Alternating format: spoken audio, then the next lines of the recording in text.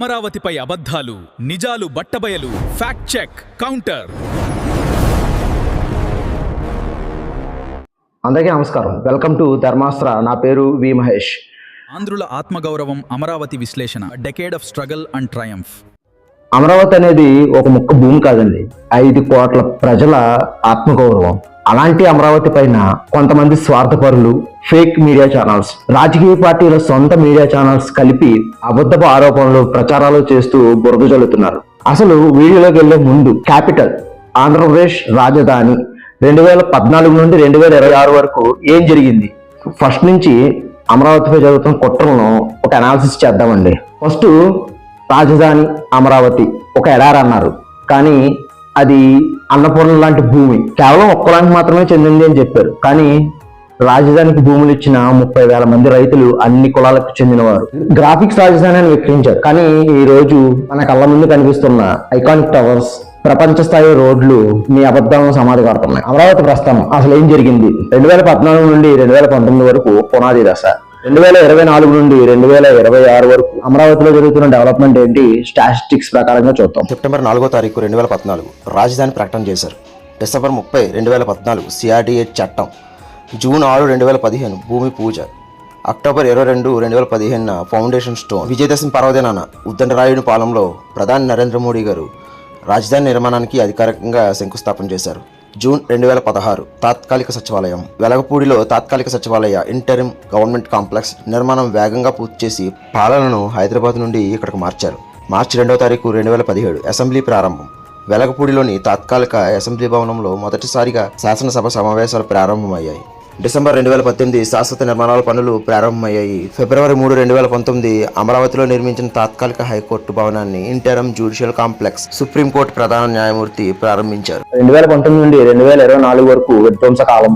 మే 2019 కొత్త ప్రభుత్వం రాగానే అమరావతి నిర్మాణ పనుల నిలిపివేత. డిసెంబర్ 17, 2019 ఏపీ అసెంబ్లీలో 3 రాజధానుల ప్రకటన. డిసెంబర్ 18, 2019 3 రాజధానులకు వ్యతిరేకంగా రైతుల మహాపాదయాత్ర ప్రారంభం. జూన్ 2020 సిఆర్డీఏ చట్టం రద్దు. 3 రాజధానుల బిల్లుకు గవర్నర్ ఆమోదం. ఆ టైంలోనే శాసన మండలిలో అప్పటి చైర్మన్ ఎంఏ షరీఫ్ గారు ఏం చేశారంటే, న్యాయ నిపుణులతో సంప్రదించి ఆ బిల్లును సెలెక్ట్ కమిటీకి పంపించారు. దానికి టైం లైన్ ఇవ్వలేదు, బిల్లును ఆమోదించలేదు, తిరస్కరించలేదు. అదే టైంలో శాసన మండలిని కూడా రద్దు చేసేస్తామని బిల్లును కూడా ప్రవేశపెట్టడానికి చూశారు జగన్ గారు. చెప్పారు, ఇంకొక 2 సంవత్సరాలు ఆగితే టీడీపీ సభ్యుల పదవి కాలం పూర్తయిపోతుంది, అలాగే మీకు నచ్చిన వారిని చైర్మన్ గా పెట్టుకుని మన వైసీపీ సభ్యుల మెజారిటీ కూడా పెరుగుతుంది ఆగమనగా. అప్పుడు శాసనసభలో ఈ బిల్లును ఉపసంహరించుకున్నారు. అదే సమయంలో అమరావతి రైతుల కళ్ళల్లో కన్నీళ్లు, గుండెల్లో ఆవేదన ఒక మహా ఉద్యమంగా మారిందండి. 1600 రోజులకు పైగా సాగిన ఆ పోరాటం ప్రపంచంలో ఎక్కడ జరుగుండదు. నవంబర్ 2021 3 రాజధానుల బిల్లు వెనక్కి. మార్చి 2022 అమరావతిని అభివృద్ధి చేయాలని హైకోర్టు చారిత్రాత్మక తీర్పు. నవంబర్ 2022 హైకోర్టు ఇచ్చిన గడువుపై సుప్రీంకోర్టు స్టే. మే 2023 R5 జోన్ వివాదం, పేదలకు ఇళ్ల పట్టాల కేటాయింపు. 2023-24 విశాఖకు పాలన మార్పుపై ప్రకటనలు వచ్చినా న్యాయపరమైన అడ్డంకులతో అది సాధ్యపడలేదు. 2024 నుండి 2026 వరకు. జూన్ 2024 కొత్త ప్రభుత్వం అధికారంలోకి రాగానే అమరావతిని ఏకైక రాజధానిగా పునరుద్ధరించింది. సెప్టెంబర్ 2024 ఐఐటి నిపుణుల నివేదికతో నిలిచిపోయిన భవన నిర్మాణాలకు లైన్ క్లియర్ అయింది. డిసెంబర్ 2024 60,000 కోట్ల అంచనా వ్యయంతో పనులు పునఃప్రారంభం. ప్రపంచ బ్యాంక్ ఏడీపీ నుండి నిధులను మంజూరు చేశారు.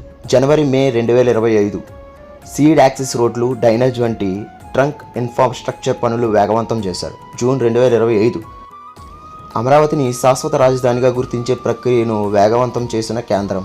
మార్చ్, ఏప్రిల్ 2026 ఏపీ అసెంబ్లీ తీర్మానం మరియు పార్లమెంట్లో చట్టబద్ధతతో అమరావతికి శాశ్వత హోదా లభించింది. అమరావతికి శాశ్వత హోదా. ఏపీ పునర్వ్యవస్థీకరణ సవరణ చట్టానికి రాష్ట్రపతి ఆమోదం తెలిపారు. 2024 జూన్ 2 నుండే అమలులోకి వచ్చేలా అమరావతిని ఆంధ్రప్రదేశ్ ఏకైక మరియు శాశ్వత రాజధానిగా గుర్తిస్తూ కేంద్ర ప్రభుత్వం ఏప్రిల్ 6న గజెట్ విడుదల చేసింది. ఇంత జరిగితే ఇప్పుడు వచ్చి మ్యావిగన్ అంటారు.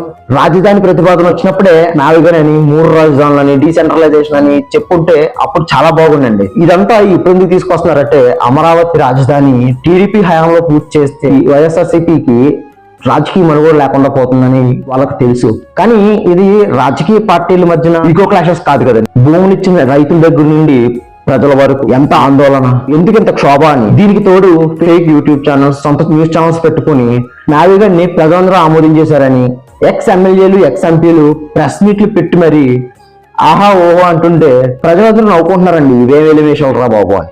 ఒక దశాబ్దం తర్వాత ఇప్పుడు మావిగన్ ఏంటి, అలా ఎవరికి పుర్రలో పురుగు మెదిలినప్పుడల్లా గన్, గొడ్డలి, కోడికత్తి, గొలకరాయి అని రాజధాని మార్చడం కుదరదు.